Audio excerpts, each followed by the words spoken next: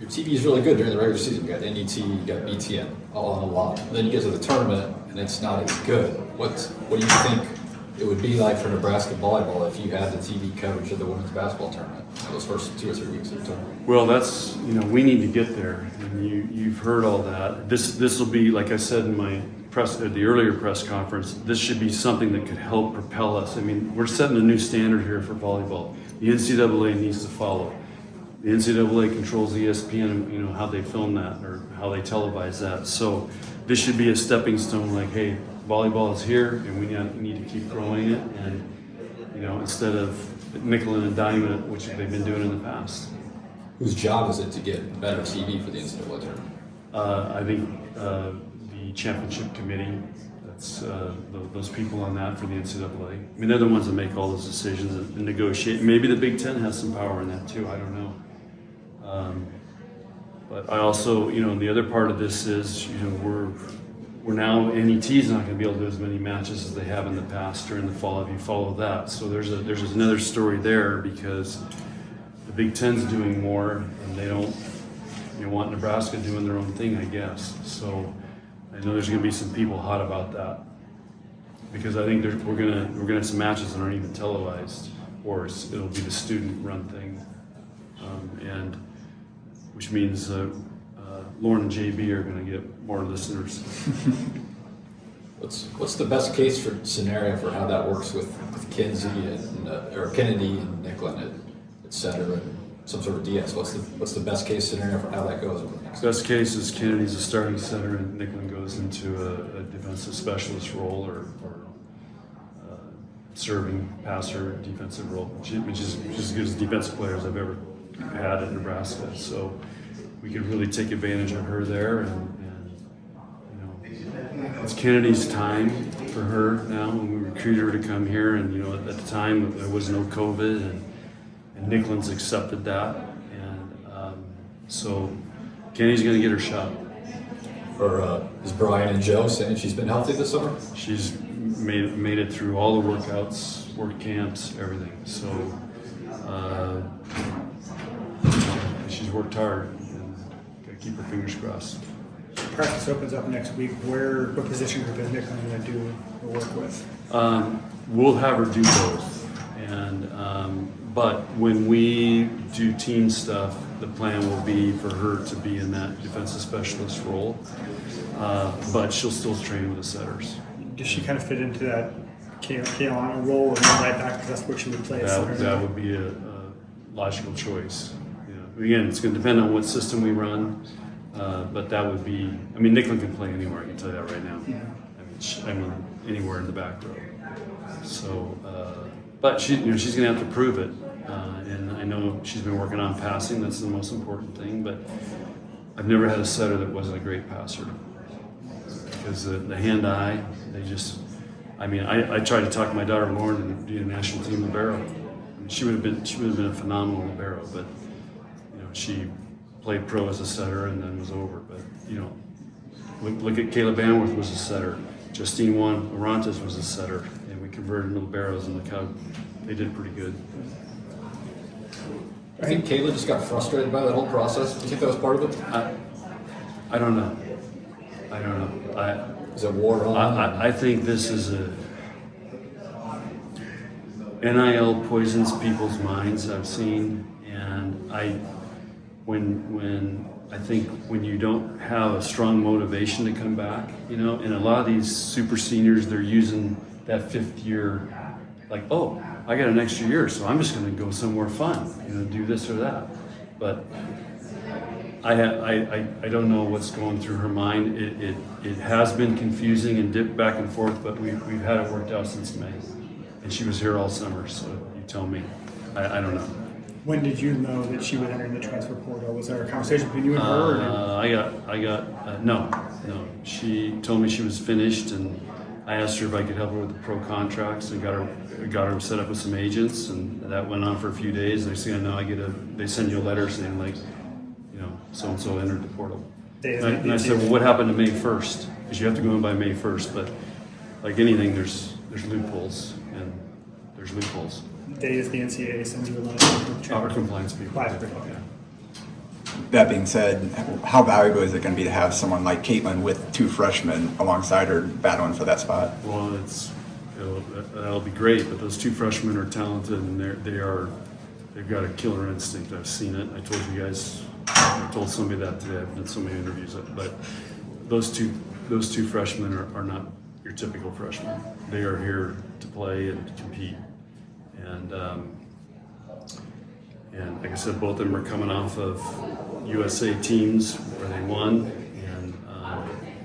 And here's a good story for you guys. The last 5 USA teams, counting the Olympics, were all captained by players from Nebraska. And Maggie was just the recent one. Becca did it last year, was captain. Lexi was this year. And I'm leaving out one more. Kennedy was captain of the Junior Worlds. How valuable was that for Maggie? I mean, she spent some of the early time with basketball, but to be able to play volleyball on a high level like that, how valuable was that going into the season? It was, she was worried she wouldn't make it. And there were some really good medals. And I went down and watched them train, and I was worried she wouldn't make it. But I only saw 2 practices. Because she basically has played very little volleyball, and then of course trained with basketball. So I think she was really nervous that she wasn't prepared, and she only had a few days to prepare once basketball was finished with her. But she went down there and obviously did a great job, and it was huge because right now she's ahead of everybody because she just played several big matches and trained for 2 weeks and with really good players, and a really good team. With Caitlin, Nicklin said that you guys had a Caitlin horde defense that you implemented against Penn State. Now she's on your side of the net, so what is she going to bring on your side of the net? Well, hopefully she's going to be a first-team All-American level middle blocker, and that means she's going to dominate the net, block balls, and be able to kill balls against 2 blockers. So, which is all what she has done in the past. She's proved that she can play at that level. So, but she has to adjust to our team and all that stuff. So that'll be a learning process for her. And she's an awesome young lady who's just really like her, and had some conversations with her, and I'm looking forward to being able to work with her and being in the gym with her. She's cool. I apologize if you've been asked something similar to this, but Nicklin specifically, her coming back, knowing that she has the goal of coaching and stepping stepping out of the leadership role she had, but into a new leadership role. How does that just grow her as a player, as a person, but also what have you seen from her as she's kind of made that step into a different place on the team? I've seen her be way more relaxed than she has in the past. I think it's like a new experience. It's new. There's no pressure on her. She knows. I think she's trying to get a whole new perspective on everything, knowing that she's going to go into coaching. So she's trying to just see that other side and get a feel for that. A couple of our grad managers have been here working camps this summer. So we purposely put her with a couple of those guys just so she gets a feel on what they're doing and how how they coach and being around them. And because she's going to be transitioning to that in January. Yeah. So that's what I've seen from her, and of course she's been flying all over the country doing this Adidas stuff and other things. So Literally that's been really coast good to for coast. her. Yeah, but again, that's great that a Nebraska volleyball player gets to represent Adidas, and the rest. She missed a lot of stuff this summer because of that. But like I told her team, who wouldn't trade places with her? They all would. But it's a reflection of Nebraska volleyball that she gets to represent us on that kind of stage, New York and LA. Yeah, we're going to dinner.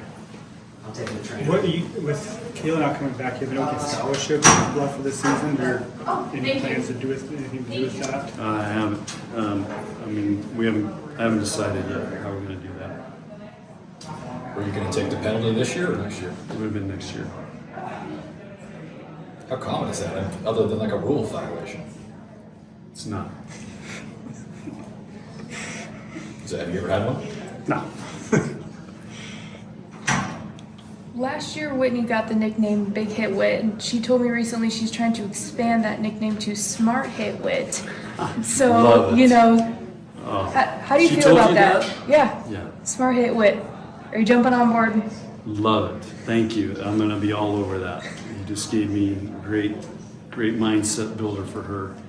I'm glad she's on that. That's really good because what she's trying to learn is in high school she can just go over everybody. Well, at our level you can't, and she's got to.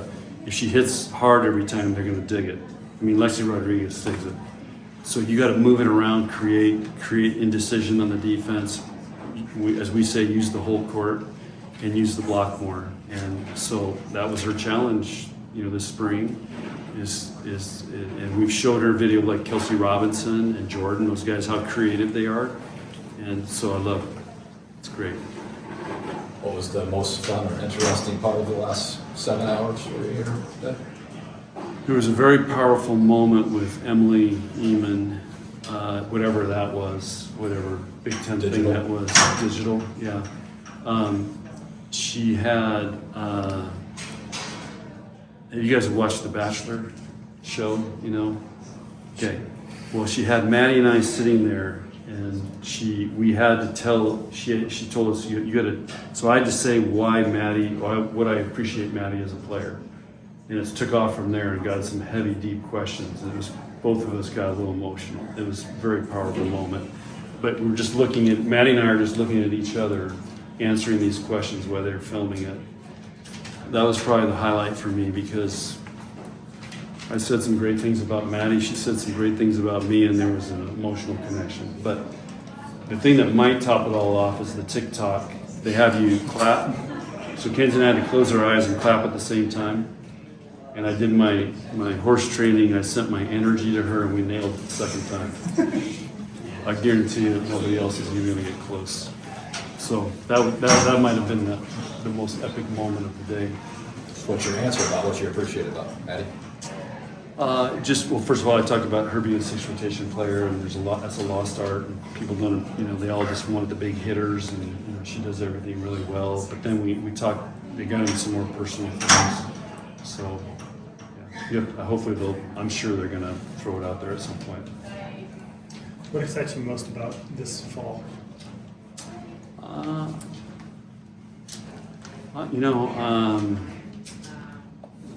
The thing that fires me up every year is, well, one, Final Four's in Omaha, so that's always out there. Two, it's a new group, even though we have returning players, but we're probably going to be playing some freshmen.